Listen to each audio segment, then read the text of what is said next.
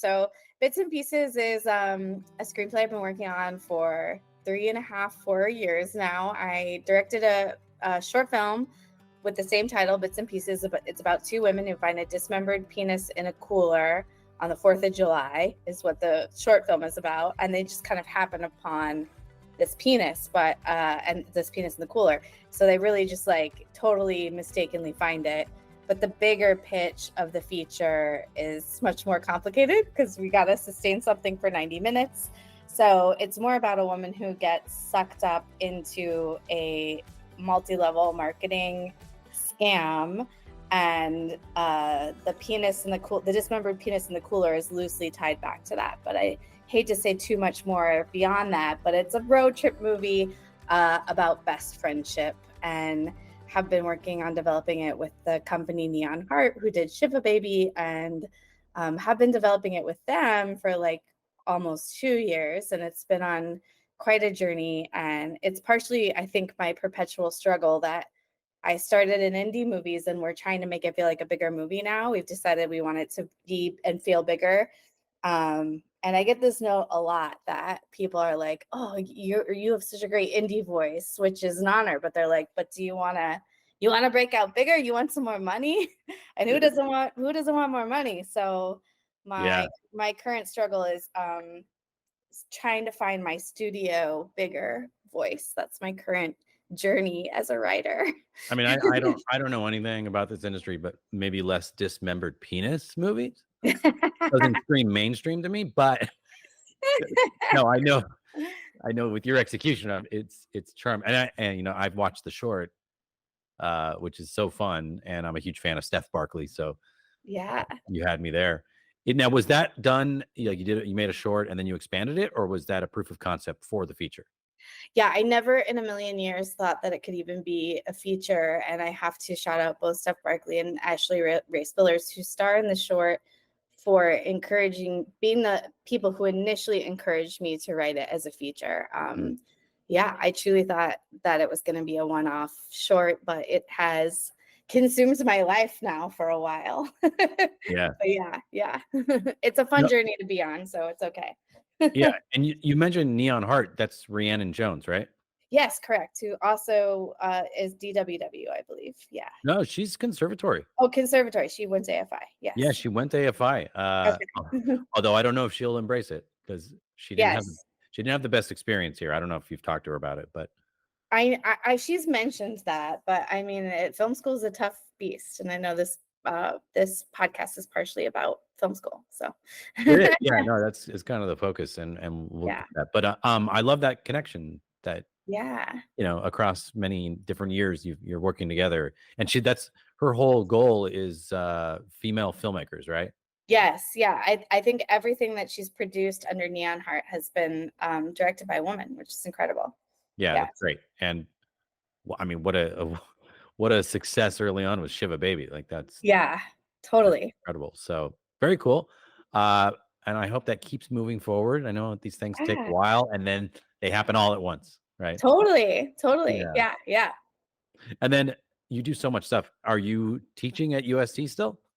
Yes, I teach I'm doing so much teaching, except for this summer. I'm genuinely taking summer off to write, which has been really lovely. But in the fall, I'll be at USC, and I'll be at Cal State Long Beach, and I will be at DePaul, Los Angeles. Oh my God, 3?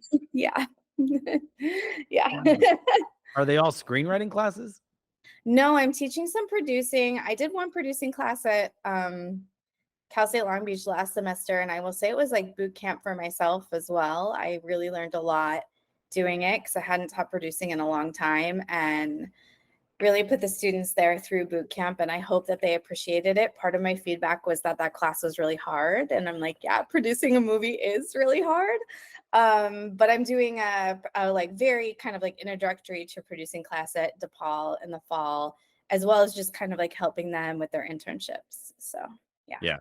You're kind of the perfect person to talk to because you went to film school, and well, in a way, you've never left. It's true. I feel like I'm back sometimes. I feel like I'm always learning for sure, because teaching is like another fashion of learning. I feel like if you ever feel like you've stopped learning, then that's not a good place to be. But yeah.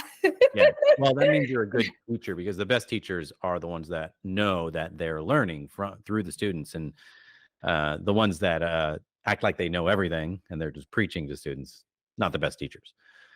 Yeah, I try hard to not be that way. And I know every once in a while, sometimes it frustrates people because I don't like to give like dictatorial notes. And I know sometimes people are like, just tell me what to do. But the whole way I give notes is with questions. Like I just kind of ask like a million questions back to try to get people thinking about like where their holes might be. And some people love that and some people hate that. But yeah. That is a good point. Yeah. You're like, I came to you for the answers, not the questions. I Yeah, have questions. totally. Yeah, Yeah. yeah. It reminds me, I mean, because you had Gil Dennis, right, when you I were here did, at yeah, AFI, yeah, and and I also had Len Schrader and Len Schrader. Yeah. and Daryl Nickens, like RIP to all these people, but they Oh, were yeah. all A the lot of best. RAPs. Now, Yeah, I remember Gil specifically because I would always sit in his class and TA it, and it was for all the disciplines. But yeah, I always thought it was interesting because when I would talk about how amazing he is and inspiring, and I learned so much, and then people would say, well, what does he teach? And I'd go, well, he kind of gets up there and he tells stories, yeah, and then weeks later, months later, years later, you go, oh, that's what he was talking about. yeah, totally, totally, yeah, I'm yeah, curious, that's so like, cool. are there anything you've taken from your AFI teachers that you use? Yeah, I feel like I remember Len's class the most because that was my second year. So I felt like I started to find my voice. I went to film school really young. I was 21 at AFI. Oh my God. I was one of the youngest fellows That's in super my young. Yeah. yeah. So I was definitely really just finding my voice. And I think also maybe even a little bit kind of like struggling to be like, can I write a whole screenplay? Because I came from a journalism background and those stories are very short, and all my creative writing before then had been like short stories. So yeah, it was a heavy boot camp, but Len was awesome. He was a less structured teacher from what I hear than some of the other teachers. He was very also Gil Dennis and like telling a lot of stories, but my favorite expression of his was like, you just have to turn your shit into ice cream, which I feel like is the best phrase about writing because you got to turn and turn. It's like I just started this conversation by saying I've been writing this script for like 2.5 going on 3 years. And sometimes that's what development is. Like other times I write something and I will sell it after like 2 drafts. Sometimes I think like there's a benefit to not thinking too hard about it, but sometimes you just go on such a journey of like thinking like you're going to try to make a movie for like whatever price tag you can do, like $100,000, $250,000, which is where I started with bits and pieces. And now we're like thinking bigger. So it's like being reconceived in a different budget level and all that stuff. So it is sometimes a huge, crazy journey. And then other times you just sell. But I think you have to be ready to churn and you got to churn a lot to get that shit to turn into ice cream. That's great. You actually say that in your class? Churn shit. I do. I have stolen that from Len, and I always try to attribute it to him because he was one of my favorites. I really really loved his class. But yeah, I love it. I'm gonna quote it now. yeah, Yeah, and give it. I'll credit Len as well. So yeah, being that young, wow, I didn't. I always knew you were young. You present young, also, and you still look young. Which yeah, probably back then you were like, damn it, I want to be older, and now you're like, yeah, I love it. yeah. Uh, I'm but trying, Chris. I'm trying to still look young. I'm like gripping my youth with like all my oh no, power. you're succeeding. You are young. Although you just have a youthful spirit, which I love. So Oh, thank you. don't lose that. So you were a journalist, or you studied journalism, then went right into I grad school? studied journalism and I also worked at the college radio station. So I worked for the local NPR stations when I was in college. I really thought I wanted to be Katie Couric at the time. But then I also started doing improv in undergrad. And improv, I will say, is like what kind of opened my eyes to being like, oh, what if you wrote more fiction? And what does that feel like? And I also credit improv a lot because I spent a lot of years doing improv here in Los Angeles with teaching me really strong storytelling skills as well as like joke crafting. And when to get out of a scene, maybe more than anything else. But yeah. So I did do some journalism in undergrad, but I still sometimes casually write for like LA publications because I love LA so much. But Yeah. I'm still definitely more of a fiction writer than a nonfiction writer for sure. Are you an LA native? I'm not, but like I moved here when I was 21, so I've been here a long time now. I won't say how many years, so nobody can figure out how old I am. But We yeah. won't. People can look up your credit and do the math. Yeah, exactly. Where did you move from? I moved from Florida. I went to University of Florida for undergrad, which at the time was like one of the top journalism schools in the country. I don't know what is considered a top journalism school anymore because journalism is in like such a state of crisis of its own. But I credit that school as well with really telling me how to tell a story and like to quickly boil down to who, what, where, why, how. And I don't even think that's a bad way to like start your screenwriting journey either. Yeah. Especially figuring out how to answer the how. That's the hard part, but yeah. The people that you were in journalism school with and your teachers and stuff, were they like, oh, you're a sellout, you're going to Hollywood? My cousin is an AP writer, Associated Press writer, very talented one. He's built his whole career in the world of journalism, and he probably gave me more crap than my teachers there. Like for like 10 years of my life, he was like, when are you going to make an honest living? But yeah. I'm sure there's parts of that journalism background that fed your screenwriting, right? Definitely. Yeah. And I very clearly remember what I submitted to AFI. I wrote a short piece about women suffragettes, and it was based on a true story, and it was based on some true letters. And I'm currently on a journey of writing 2 based in true story films. So I think like all of that has helped me for sure. And I'm very attracted to stuff that like springs from real life. Like I once wrote a whole screenplay from like seeing a van on the freeway that said burials at sea, and then I wrote a script about a guy who does burials at sea who doesn't know how to swim. So so most of my stuff like stems from reality. But yeah. I love that. I love that you could just see something like that and it inspire a whole story. When people say they don't know what to write, or they don't have something to write, like it's all around you if you just open yourself to it, right? Yeah, definitely. So many stories out there. And am I wrong in saying that you've always kind of had the comedy, bend? Yeah, yep. Writing? Even that women's suffragette piece, I feel like had somewhat of a comedic voice. I sometimes try to write serious stuff and it just like doesn't work out. It just always, people will like read it and they'll be like, that's really funny. And I was like, this one was trying to be serious.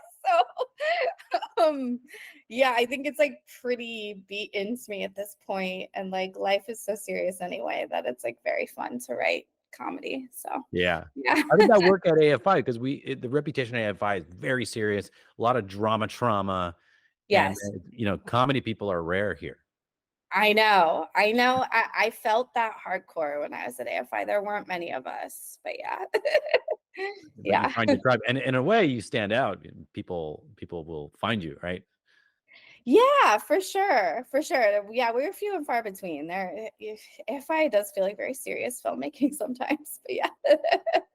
So you're really young, you come to AFI, and the average age is about probably 26, right? Mid-20s. Yeah. You probably felt older. Talk about that feeling of like when you're first here, those first few weeks. People can go through a lot of, there could be a lot of anxiety, imposter syndrome. What was going through your mind? Yeah. So, part of it feels like I was like, wavering by like all creatives do. I definitely had some of that imposter syndrome. I had a lot of anxiety around partnering around cycle projects. I believe that's still the AFI model as well, which is what I love about AFI. You mean the anxiety part or the cycle part? Yeah, the cycle projects, both. But I hope the cycle projects never go away because of it's what makes AFI a very distinct film school, I think, between all other film schools. But at AFI, for those who are like new to the podcast, you have to partner. Everybody gets a chance to lead a project. Writers get to go first, and you have to partner around that person's project. I believe directors go last, and then you have to form a whole team. And you have to do that in your first like couple weeks of school where nobody really knows anybody else. So it's a Yeah. real grab bag. But that's also the business, is like the whole business is networking and putting yourself in front of people and pitching again and again and again, and just trying to get so comfortable talking about your story. So it's a great training ground for that, for sure. Do you Yeah. remember that you had to pitch your first cycle to these classmates of yours that you didn't know very well? Yeah, totally. It's so anxiety inducing. And I think it's hard for writers to ever fully let go of the anxiety around pitching, because it's a weird process. And a lot of us spend a lot of time alone writing. And I truly feel like I've only gotten like halfway decent at it in the last 2.5 years of my life. Yeah, So it takes a lot of practice. Yeah. I totally agree. It's such an unnatural act for, stereotypically, screenwriters are a little more like reserved, Yeah. shy, not outgoing, not the performers. And people want in a pitch, that perform. Like if you're good in a room, you could be a terrible writer and have an amazing career, right? Yeah, totally. For Yeah. sure. Yeah. And Yeah. it's such an important part. I feel like it's become more a part of the career of the writer's career because fewer people read scripts. Yeah, I know. I know. But to me, that's what has made the short film so valuable. I'm thinking about getting ready to do like everything I now shoot. I think about what's the longer version. Like if I'm going to spend Mm. time shooting a short or shooting a pitch, I'm always trying to be like, well, maybe I'll write the longer version first and then go back and write the shorter version, because I think that's becoming just like such a powerful tool. People will always watch a short before they'll read a whole feature, which is like sad, but it's also this, I think, the state of the business right now. So Yeah. yeah. So a big part of filmmaking, and it's infused into the AFI system, is this collaboration, right? You make these 3 cycles. You're forming a team, and working with people. Sometimes that's like the first time people go through that, like really Yeah. having to collaborate. Truly, like a lot, especially a lot of the directors come in as writer directors, so that's a big challenge having to work with a writer. Do you remember like a significant collaboration that you learned a lot from, whether it was challenging or very fruitful? Yeah, to be 100% honest, it's not my favorite thing to talk about, but it's also part of my history, because I did the AFI thing of make the mistake or not mistake. It's like life is short, no regrets. But I dated my filmmaking partner for a long time. We were together off and on for like 6 or 7 years, and his name is Drake Doremus, and he's had a ton of success. But I think it's a little hard for me to talk about, because like our personal life is in some of his movies pretty deeply. So I'll always have this connection to him, because some of like our true story helped like really launch his career. But I think what was so beneficial to me, and I think what you don't avoid at AFI, is that you work so closely with your collaborators. And we made 3 movies together. We made three features together, and I got a chance to produce them. And you can't trade that experience for anything. Like we had really tough things go wrong and really tough things go right. The first movie I produced for him that I wrote is a movie called Moon Pie, that you can only buy for like $35 on Amazon to buy the DVD, or like $55, something crazy like Wait, that. really? Why?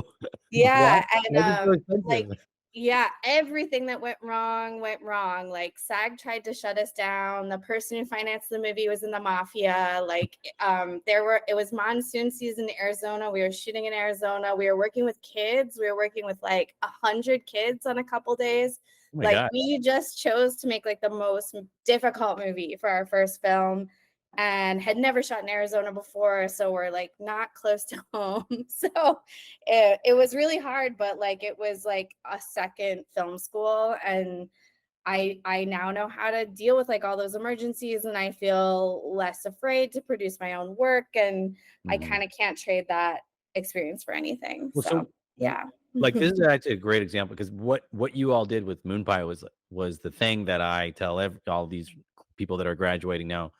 Like you have to figure out a way to make a feature as soon as you can, because Yeah. that's when you are taken seriously. Now you have a feature credit, whether Yeah. people see it or not, whether it goes to Sundance or not. Like you just have to get that. It's especially for directors, but it's very beneficial for everyone: producers, screenwriter, unlike a thesis film, which people will watch and then say, okay, what else? Where is your feature? Right.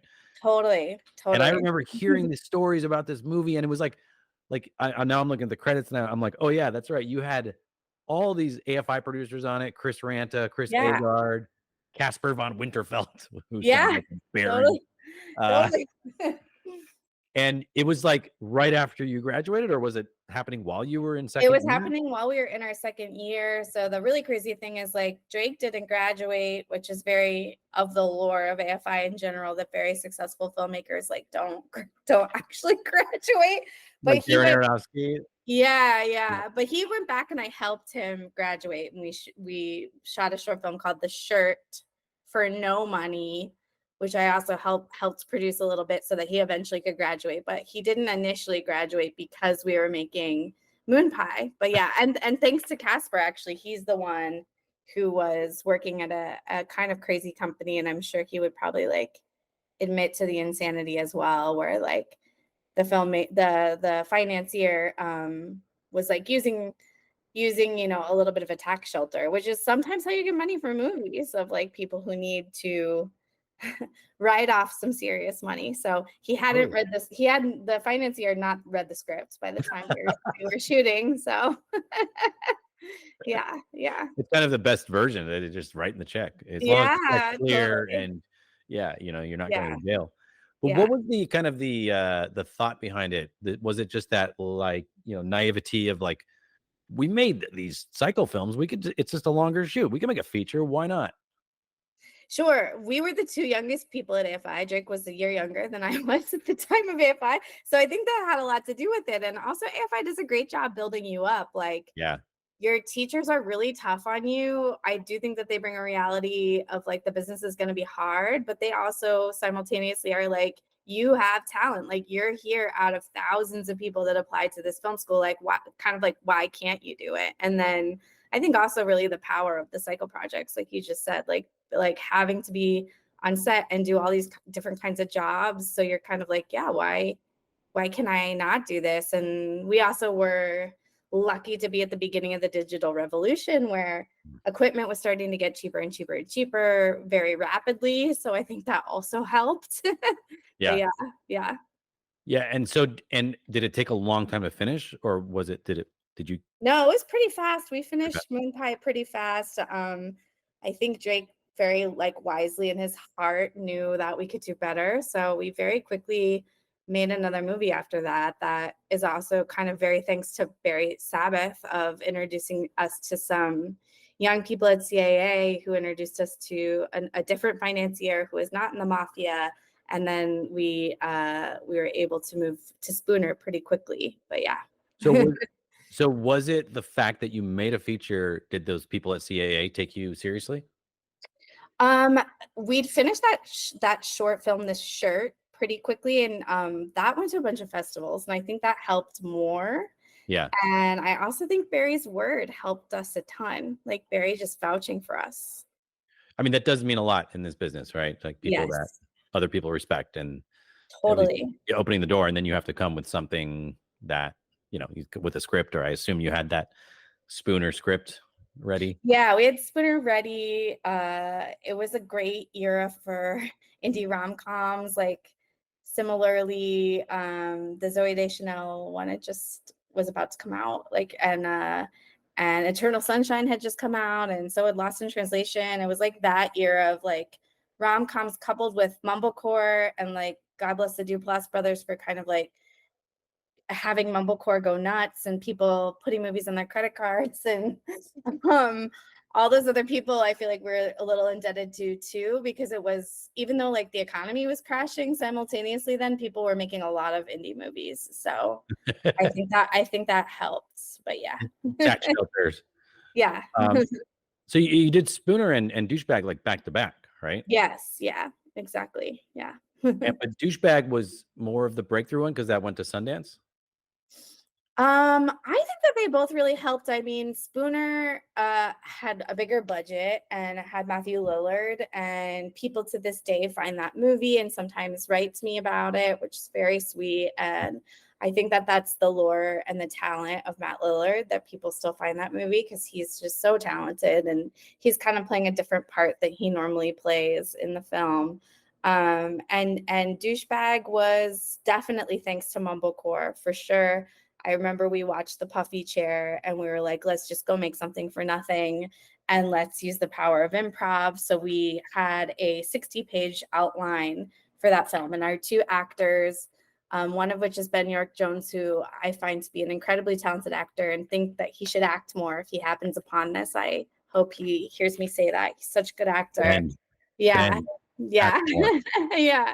And Andrew Dickler, who's a really talented editor who had never, ever acted before, but he had edited a ton of like some Christopher Guest stuff. He's in like that camp of people. And so I think it was maybe already in his bones, but we knew he is an actor that would just be great at improv, but maybe not great at lines. So the script was really tailored to them as people. So we knew they were going to be in it, and we knew that we would not get a lot of money to make a movie around two guys who are not famous but who are incredibly talented. Yeah. So our model was absolutely The Puffy Chair for that film. So yeah, it's funny. I'm looking up Andrew Dickler now, and I'm like, oh yeah, he was the editor of Palm Springs. Yes, he's such a good editor. That's crazy. But has he done acting, or is that he just forced to do that with you and Drake? I think he has done a little bit more acting, but I think his passion is editing. I don't want to speak for him, but I don't know. Somebody write Andrew Dickler apart. He's really funny. Yeah, Dickler and Ben York-Jones, and we have to get these people back in front of the camera. They're really, really talented improvisers, and they put a lot of their heart in that movie. So yeah. So that's where that style started on Douchebag. The like mumblecore type of thing. Yeah, well, that kind of improv style that Drake then kept going with. Yeah, I think so. I mean, because Spooner is highly scripted. We didn't have time or money to mess around, and not everybody on that movie was a super improv actor. Matt Lillard's a great improviser, but I would not say everybody on that film was comfortable with improv. And we also had a couple of people that were like kind of starting to explode or already famous who were in that movie. And so we did not have a lot of time with them. Like we got Christopher McDonald, Shooter McGavin, who also is just like so great and so wonderful. And sometimes when you have people like that, their agent is literally like, they're going to be there for 4 hours and that's it. So there was just much less time and luxury on that film to improvise. But with the other one, we knew we had very little money, but that the whole movie just centers around these two guys. Like almost every scene is them. Yeah. And we had 2 cameras for a lot of the movie. So we're like, let's just roll and experiment. And yeah. And I know that Drake has carried that through many films. So yeah. Yeah. I mean, it was an experiment that really paid off, and it doesn't always work. And were you nervous doing that as a writer? No, because I had already become a huge improv nerd. I was already very devoted to Improv Olympic here in Los Angeles. I spent many years of my young life on stage there, and I'm kind of really an improv nerd, which started for me in college. And it was kind of like the height of improv in Los Angeles. I hope that it's coming back a little bit, but there was Improv Olympic. UCB had just come here. We had Second City at the time, and Groundlings, of course. So like there was a lot of improv going on in LA at the time, and I spent a lot of hours watching it and was huge fans of people who I thought were really talented improvisers and had spent a lot of time performing it. So I was super excited that we got to do an improv movie. I'd love to do another one. I have a script that is definitely conducive to doing that, and I hope I get to do it. Yeah. But yeah. What is the key to approaching one of those? And I'm so curious, like there was some form of a script, right? Like a treatment or something, right? You have to know what scene you're shooting. Yeah. My favorite obsession, but I think this is good for any writing. I love the book, The Actor's Actions, I think is what it's called. But it's making sure that you give everybody an objective. And I think it's like also the same power as giving all your actors a secret. And so if they're going to go into the scene without all of their lines, I think that they've got to know their objective. They've got to know maybe a secret that at some point in the scene they have to get to. And so that'll give your scene like automatic conflict. And then you got to like, there's going to be some plot beats that you know you have to hit. So I think just as long as you have those things going into a scene and you've got two people who love to improvise, like you're set. And then your role, like they're improvising, and then your role behind the camera, writing or directing, are you like throwing out prompts? Are you giving them lines? Like how involved do you get when you're directing? Sometimes the toughest scene in Douchebag that we shot a couple of times is there is a fight scene in that movie, and there's a physical fight. And I think this is like where the business has evolved a lot, that we don't really we don't do physical fights or intimacy anymore on sets without a coordinator, right? And we were doing it without one. We were very low budget, and it was a different time and era where I think it was maybe more socially acceptable. I wouldn't want to do either of those types of scenes now without somebody who's more professional at both choreography or intimacy if I were doing either of those types of scenes. And God bless the fact that we have these people now to help us along the way.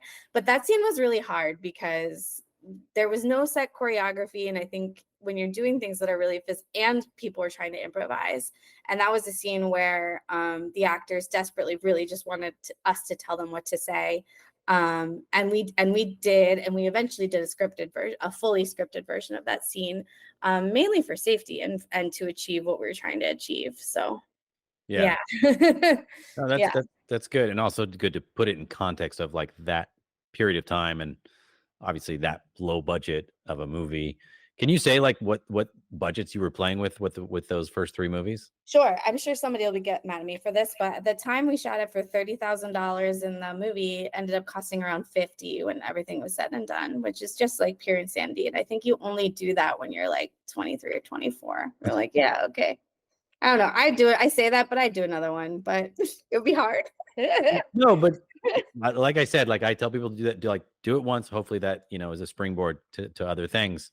But that's incredible. $50,000 is it. Yeah, it's pure insanity for sure. And I don't think anybody ended up making money off that movie, but yeah, it was definitely, again, like very grateful for it. Feel like I learned so much, feel like I feel safe taking risks because of it. And I also feel like that's the movie that eventually empowered me to start directing, that I was like, okay, I survived producing complete insanity. I think I can probably direct. But yeah. Yeah. That's true. You've gone like so far the crazy insanity way. So when you direct, I saw your short, and it's very composed, and it is, yeah. Yeah. So that's your style. You kind of finding your style. How would you describe your style as a director? Yeah, well, Ashley and Steph Barkley are also two unbelievably talented improvisers and funny people. And whenever I know I get to work with people like that, I always take time for improv. And my favorite line in that short, and it's in the feature too, is like, look at my eyeliner. When Steph's character is talking about, is she really innocent? She's like, no, look at my eyeliner. I'm not like an innocent woman. I can't do it like she does, so I don't even like want to fully say the line. No, I can hear her doing it. Yeah. So I love taking time for improv. I love shooting with two cameras too. Like I would love to shoot bits and pieces with two cameras, because I am hoping to get comedians who are really excited about improv in all kinds of different roles, and that we get to play in all the different roles. So I really do love still taking time for improv, even when things are like heavily scripted. And sometimes having two cameras like really lets you do that on lower budget, or lets you do it for certain scenes. But because the movie is so ridiculous, and it is a heightened world of like two women who discover a dismembered penis in a cooler, I did very much want it to look like, what time and place is this? Like, what year are we in? Even though we're in present day, like the colors are really pushed and everything feels like just a little bit off. And so I think that style, for me anyway, is like pretty specific to that movie. And it's one of the most recent things I directed. I did another short last summer on the new iPhone that I won in a competition to shoot a movie on an iPhone, which was really which was also like fun and freeing to just be like, I'm just going to make something for the sake of making something and shoot it on the iPhone. And the 14, I won the 14 Pro Max. I know we're already on the 15, but both those devices, like, I mean, Apple has made something that you truly can shoot a movie on. It's insane. Yeah, It's still blowing my mind. Yeah. the 14 and the 15, the Yeah. video, the quality of the video, and if you put an app on it, like the Blackmagic app, it's just like, what? Why are we bothering with like I know. It's Alexa insane. It's in the low wild. budget world? Yeah. Yeah, yeah. But So I think even for that reason too, like when you are in that low budget realm, there's like definitely some tricks you can do if you take the time to think about your shots and you really do think about the composition, where all of a sudden it doesn't feel so small, even though you are like Bits and Pieces is two women talking in a car. So but we got to do some really fun shots and really push the world. And how can you challenge yourself to do that even when you don't have any money is always fun to think about. yeah, that's great. Yeah. When you're directing an improv, heavy movie, or making one, I should say, do you rehearse, or is that a bad idea because then you'll kill the improv when you're on set? I think it's really fun to take time. Like, I haven't seen Kinds of Kindness yet, but I'm really curious because I know that filmmaker loves to take time to rehearse with everyone and get everybody comfortable together. And I believe Nathan Fielder likes to do the same. I feel like sometimes comedians already in this town, especially, like, already know each other. And so if you've got that advantage going in, I don't know that you necessarily need a ton of rehearsing time. But people who don't know each other, it's like, yeah, I want to go play some improv games and make sure people feel good and that they're going to have a good time before just diving in. But yeah. Yeah. And feel safe, right? Yeah, totally. Yeah. Yeah. Yeah. And then I know I'm stuck on this improv thing, but how do you use it when you're just by yourself writing because you have an improv background? Totally. I mean, the power of yes and is incredible, right? Like, yes and, yes and, yes and. But I also think the really strong thing to ask yourself writing is like also the yes but, so that you are Mm, not avoiding conflict. Because sometimes in a scene on stage, if you bring too much conflict, it actually will shut the scene down because one player might start to feel uncomfortable. But in writing, especially in our second act, right, is like all we want is conflict. Like act two is conflict. So I think almost the more powerful question to ask yourself is yes, but yes, and then but what? But what happens then, basically? So I think that's always really helpful. And I love talking about the rule of threes. I talk about it always when I teach, of like, people need to hear things 3 times for it to even fully register. Jokes will work 3 times, but the 4th time it's not going to be funny. right. but Right. the third callback, if you save that, if you set something up in act 1, you call it back in act 3, that's magic. That's magic in both, like, That's yeah, I, it I is. love that when you don't even see it coming and you don't even think of it and you go, wait, that happened in the first 10 minutes. Yeah. Totally, totally. And to me, that's magic both on stage and on screen. And that's a huge lesson I've taken from improv in general. And Does that um, only work with yeah, threes? Like those yeah. callbacks that are written into it? Oh, I think callback can just simply be set up and payoff. It doesn't have to be 3 Okay. times, That's but that's what I thought. Yeah. yeah, yeah. But sometimes it's fun to hit it 3 times. Hit it in like act 1, act 2, act 3. That also sometimes feels magical, but yeah. True. Yeah. But within the Yeah, moment, like the rule of threes is like, I don't know what it is, psychological, but it works. It's like you totally. one time, then you second time creates the rhythm. You then you expect the third time, but the third time is the surprise, and there you Yeah, go. It's just like it's so basic, but it works. Why? Come on, people, use it. totally. It's I right there totally for you. agree. Uh, Yeah. wow, we're the practical things you're talking about here, Lindsay. I love it. Um, oh, last thing I'll ask about those features, because you were producing, right? Yeah, And and and and writing. Yeah. and writing. Yep. But the producing part, which wasn't your natural, right, training, at least at AFI, Yeah. you were probably learning while you were doing it and getting better with each one. You know, part like I know Drake, you know Drake, Yes. and I'm trying to picture like, my God, how could I manage like having to produce? You have to manage that frenetic energy that is Drake, that ball of energy. Like, what was the hardest part, and what did you learn? I'm sure you became the Drake whisperer. What is the advice for not for him specifically, but for a personality like Yeah. that? I mean, I briefly talked to Drake in the pandemic. That's the last time we spoke. I know he recently got married and had a child, and I wish him like so much the best. And I'd honestly, actually, at this point, love to see him again. It's been too long, and I feel like we'll always kind of be connected based on the films that we've made. And but from his lips to God's ears, I've heard in general he's a more settled man than he used to be. I think we're all kind of like wild and crazy in our 20s, and neither of us are in our 20s anymore. But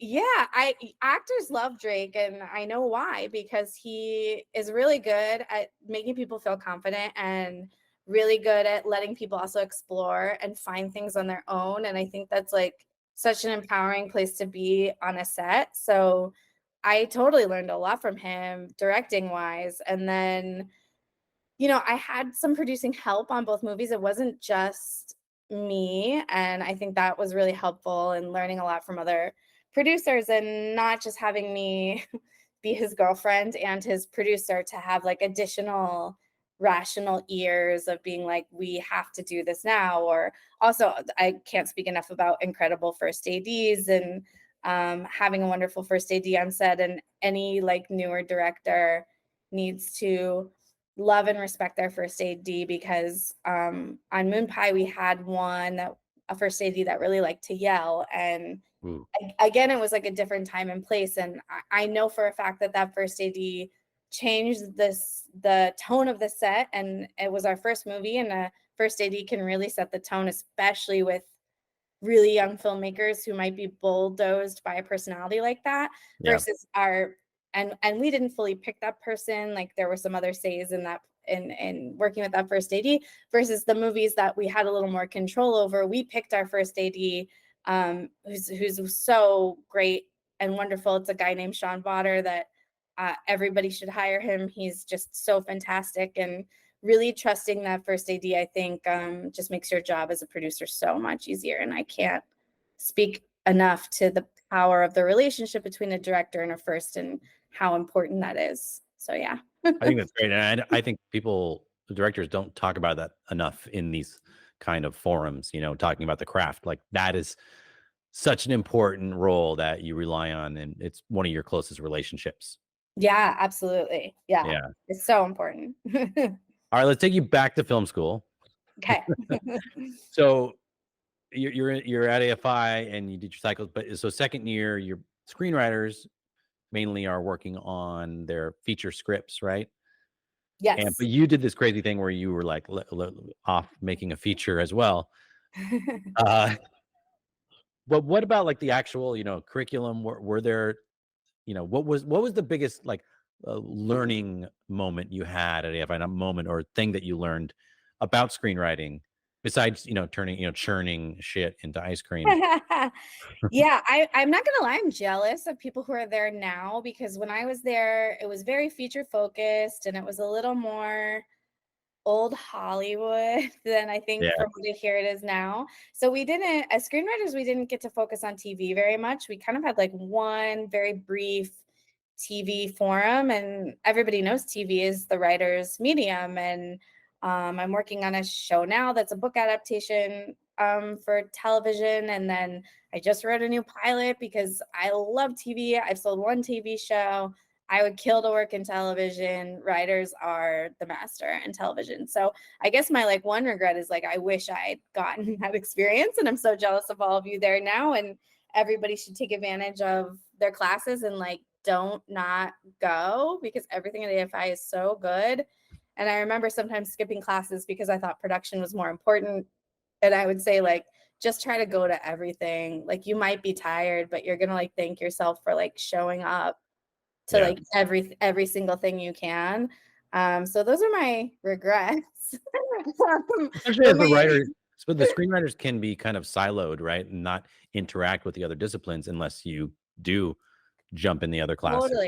Totally. Yes. And I know that there's like some emotional turmoil of like, should I do a thesis, and should I put the time into that? And like, I guess my only advice is like, try to do it all that doesn't drive you crazy. Like if you feel like you can handle doing it all, like submit one, and then just like see what happens. Because I did submit one. It did get picked by a director. It ended up being heavily rewritten, so it was like not what I submitted, but hey, I still got like the shot of having my name on like another movie and working with those people in like a little bit of a different capacity and like all that stuff. So I think like just every shot you can take, you should take it. So yeah. Yeah, that's smart.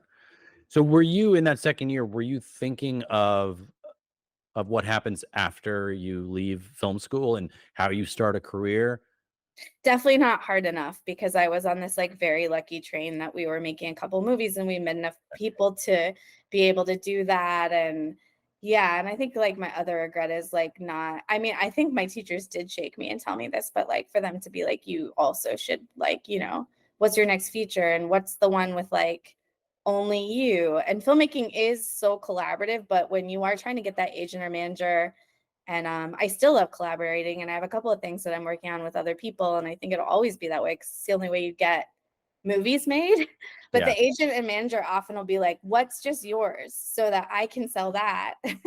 So what only has your name on it and has no attachment, so I can try to sell that for you. Yeah. So I think Because like attachments, also, I mean, just like technically they just slow things down, right? There's other people involved that totally. have to sign off on things and yeah. Yeah, yeah. So, and then I mean, I also sometimes like write one for, I guess in my brain, like one for them and one for me. Like I have a couple things that I do feel are more commercial, and my dream for them is that I sell them and somebody like enormous directs them. Like that's my dream and hope for them. And then I sometimes write these little things for me, but then all of a sudden people are like, you should write them to feel bigger. But yeah. Yeah, yeah. Yeah,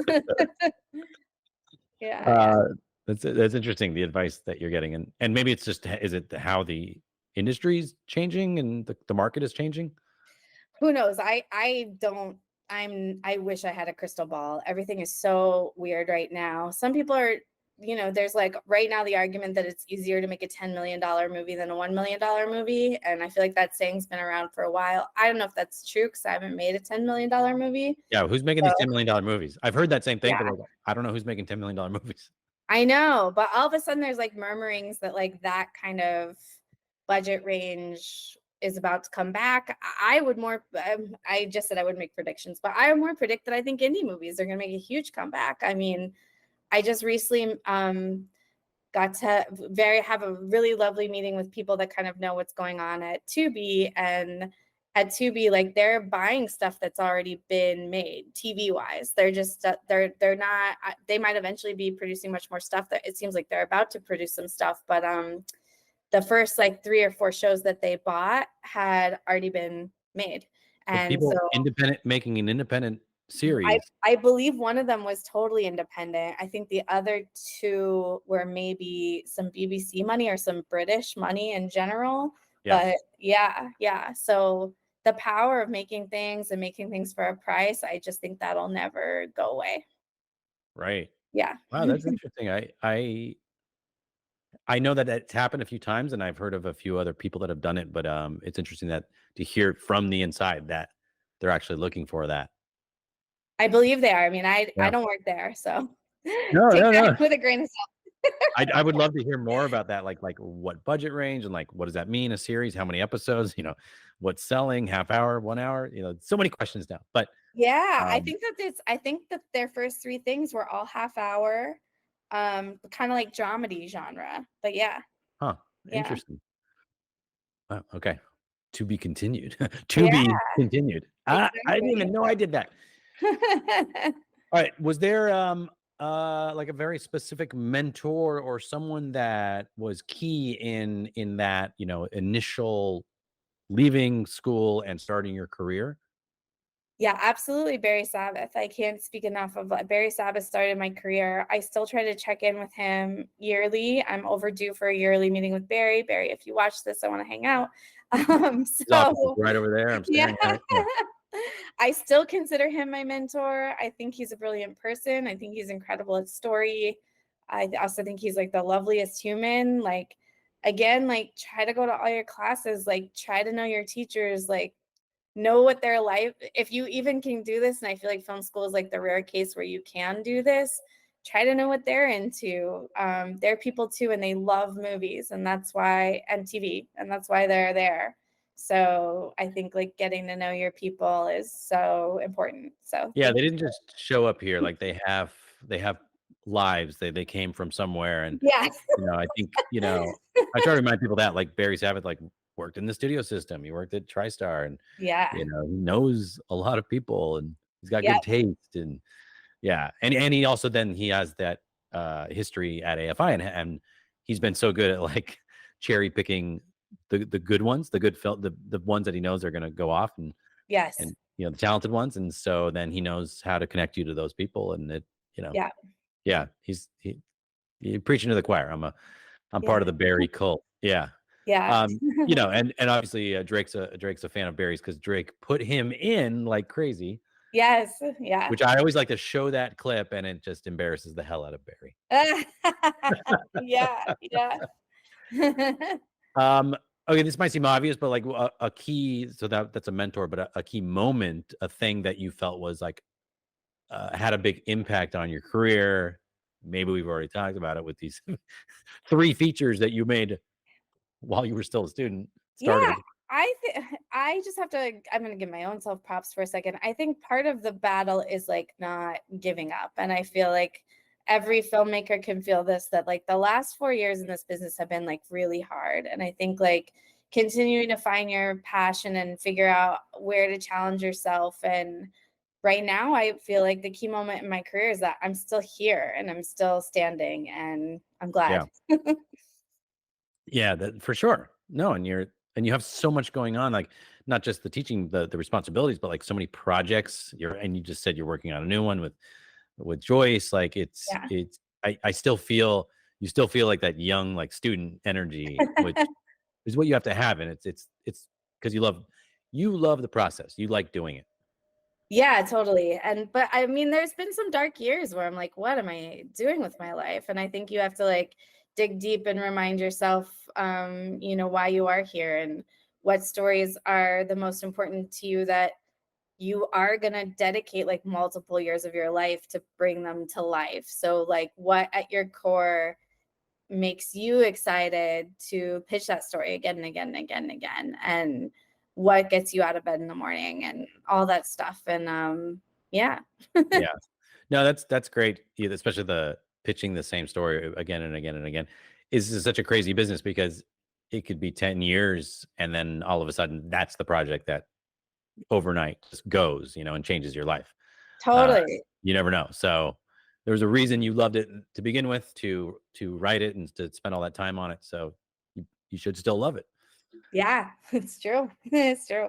What has been a favorite mistake of yours? Like a big mistake, big mistake, but a mistake that you learned a lot from? And don't Yeah, say Drake. I mean, It's a joke. um, We'll cut that out. yeah, I think so. There's been some like casting things that I think were just wrong, but then like I feel very lucky that I got to watch that happen on somebody else's dime, Oh, and right. like know that that combination of people just like didn't work. um which is like a hard lesson to learn when you're like in the movie. So you just talked about rehearsing earlier on, and I think like sometimes this is a luxury of money, but sometimes it's just like the luxury of your own time, where you maybe sit down and work with those people, or make sure everybody has a meal together and just be like, is this gonna work, especially when people are strangers. So I've learned a lot from that. And then just like, I think this last short I made just also didn't work, but I think a big lesson in that type of stuff is like, I worked on editing it with somebody else who's a very good editor, and I'm about to do this hopefully before the summer is over, but I'm also about ready to go back through the footage myself. And I think I can't express enough to filmmakers too, of like, you think you know your footage, but you don't until you try to cut it yourself. And Yeah. if you can take the time to do a cut of anything on your own, you're going to rediscover a whole new movie. So I really need to do that with this short too. And the same thing happened with Bits and Pieces. I did a cut with somebody else. I submitted it to a bunch of stuff. It didn't get in. And these are costly mistakes. So I think like trying to learn these before you do this is great. And it wasn't working. It wasn't getting in anywhere. And I did the same thing. I opened up the footage and I'm like, I'm going to recut this short because I know it's funny. I know these two people are funny. I know there's a funny movie in here. And it was about picking new takes, and it was about cutting out the air and really making the comedy work and putting in stuff that the other editor just didn't pick. And yeah, that's a big one. Those are mistakes that I want to try to remember. I'm putting this on tape so I remember this every time. But yeah. Play this every time you're like you're talking to an editor. Or finding the editor that doesn't care or isn't too busy when you're like, I want to see another take, I want to see another take, I want to see another take. It's like your time, money, and energy too. And if it's eventually going to make the product better, like, don't worry that you're asking for that. Like, that's their job. Yeah.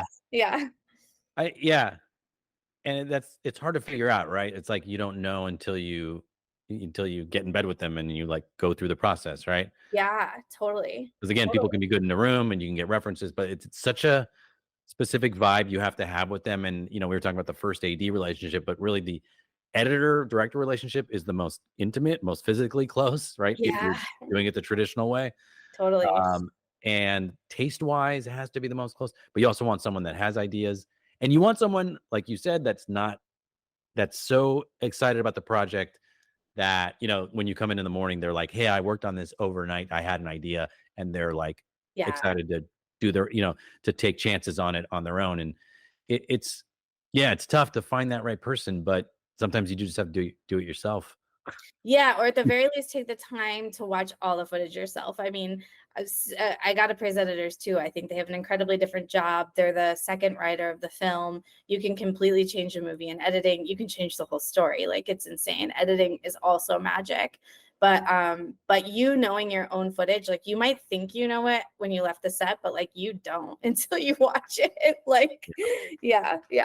So, was that the lesson on those films? Was that you had not watched all the footage?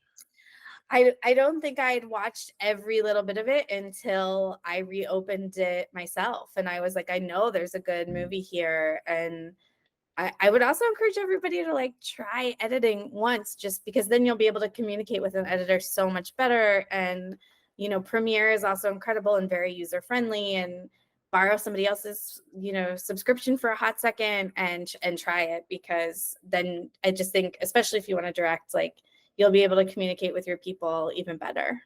I always say for young filmmakers that, are thinking about going into it, that are just starting out, study editing, practice editing, shoot something, and just throw it in your computer and play with it, because you'll learn performance, you'll learn directing, you'll learn blocking, you'll learn writing, right? Yeah. And you'll learn the power of editing as you're talking about, like that, all the tricks and the reactions you can take from other shots, from other moments, from other scenes that can save something, or even like playing a shot in reverse, like I love those little magical moments that only you did it. Yeah, totally.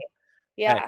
It's to me, it's magic. And for anyone watching, DaVinci Resolve is free editing software. Yes. And it can do basically everything that Premiere can do, basically. Yes. And you can color in it. So that's a great one. Get started, get hooked on it, and then go switch to Premiere. But that's a great message to put out there, which is study editing, and put all those editors out of work and just do your own stuff. No, don't do that. I love editors. I love good editors. Totally. It's a really hard job, and really good editors can save a film. So yeah. And so key in comedy, right? Yes. Yeah. And I think that's the hard part too, is that like, I mainly make comedy, and good comedy takes patience, and sometimes you like steal a reaction when somebody didn't even know the camera was on them, or that they didn't know that you'd started filming, and they're like actually not performing at all. And like, that's the moment you needed to make something better. So it's the best. And then you learn, like, oh, next time I direct, like, let the camera roll longer. Yeah. Or start rolling before, way before, like, cue the DP. Yeah. Before the actor even knows, right? Exactly. Yeah. It's totally. You learn so much in it. That's great.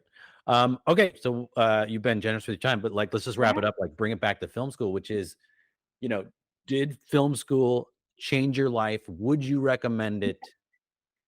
Yeah, that is such a tough question. And you're probably asking a biased person, because I also teach at several film schools, and I'm very grateful for the work. It's like part of the reason why I can still live in LA. So I love talking about story all day. I feel so lucky I get to do it. I think that there's like a lot to think about, is like, what is your end goal and what do you want to do and what position in a film crew do you want to take? And if you like already feel like you want to direct, I think you got to also weigh like, does the cost of film school where I'm going to go cost more than it does to make a movie? And then I think you got to ask yourself, would you rather make the movie and then you leave with the movie? And then what does each film school get you when you leave? Like, do you want to learn how to write a screenplay and that's your main goal? Do you eventually want to teach? Do you want to have that master's degree to teach? Are you also going to go to grad school? So there's so many circumstances and so many questions to ask yourself. And I think like film school also is a lot about what you're going to put in. So do you feel ready to truly put in what you want to get out of it? Or are you at a different place in your life where you don't think you can put that much in and you need to make money sooner? So I really think it's like a very hyper specific choice, and it's a tough one. And I don't regret it. And I feel very lucky for having been at AFI at the time that I was. And I worked my second year, which gave me some scholarship money. Like I worked for AFI, which also feels like a lucky position to have had. You did? You worked? I did. I was TA money. Yeah. Oh, yeah. Yeah. So, so I think you just have to ask, you've got to have that checklist, your own yes or no checklist. If you feel like the time sacrifice is worth it and the money sacrifice is worth it. And then being a kid who started in public school, which is what allowed me to go to graduate school because I went to a public university in undergrad, I got to espouse like, maybe that's a great place to start, especially if like you're not totally sold on film school yet. And maybe you can study more than one thing and you can leave not in so much debt that you can then go to grad school for film school. So yeah. All good advice. So you got to treat film school a little bit like a job. So I think that's advice too, is like, are you ready to go do the job of film school? But yeah. Treat it like a job. That actually is great. Lindsay, this has probably been the most like amount of practical advice packed into one. I mean, you're a teacher. Thanks for spending this time. It's good to see you. Yeah, great to see you. This was fun. All right. Cheers. Bye. Thank you for tuning into the After Film School podcast. If you're interested in supporting the show, please reach out to us. For more information and to join the conversation, visit our group Telegram channel, After Film School Podcast, where you can ask follow-up questions and engage with our community. The link is in the description. Don't forget to subscribe and follow us on Instagram at After Film School Podcast. We truly appreciate your support and look forward to connecting with you again soon. With gratitude, the After Film School Podcast team, Chris and Renee.